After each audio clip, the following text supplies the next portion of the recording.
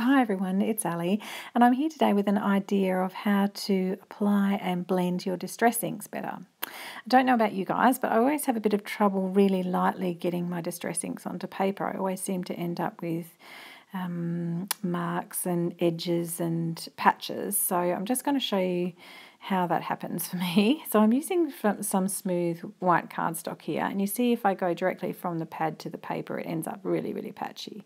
Most people recommend then to use a piece of scrap paper and tap off on the scrap paper and then apply your ink.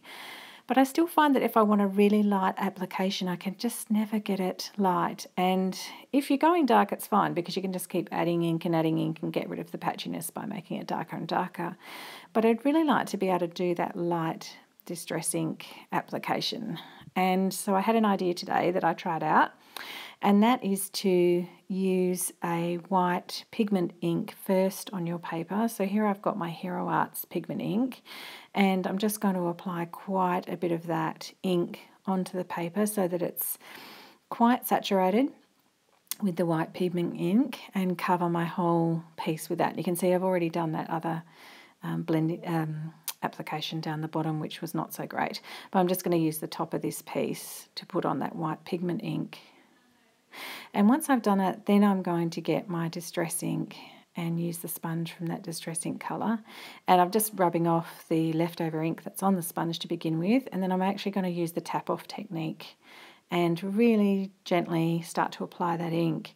And I found that it just applied so much easier and it blended so much better, and you get a really light application because some of the ink does sort of mix with that pigment ink as well, but there's no hard edges and it was really easy to move the colour around.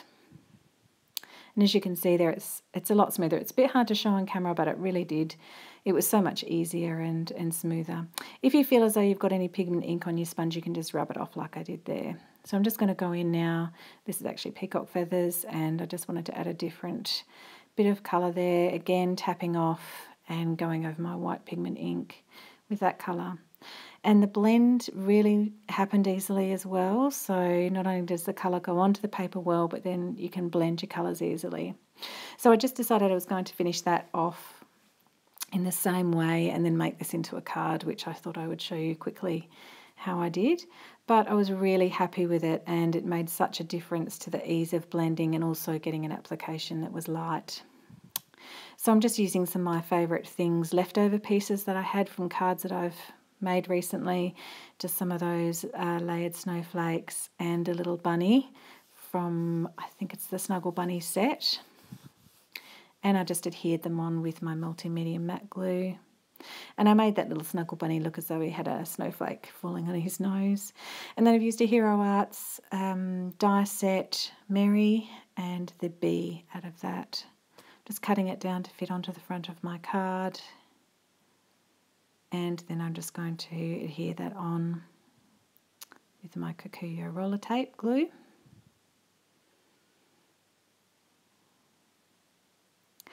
And that's just a quick show how I finished the card off, but I was so pleased with the blending. You can actually see the difference at the top as to that patch down the bottom that I originally started with. So the bottom patch, I think in the close-up that you'll see next, it is a little bit sort of heavier in places there, but the top is looking blended quite nicely. So hope you enjoy that tip. Give it a go. Let me know if it works for you. Thanks for watching.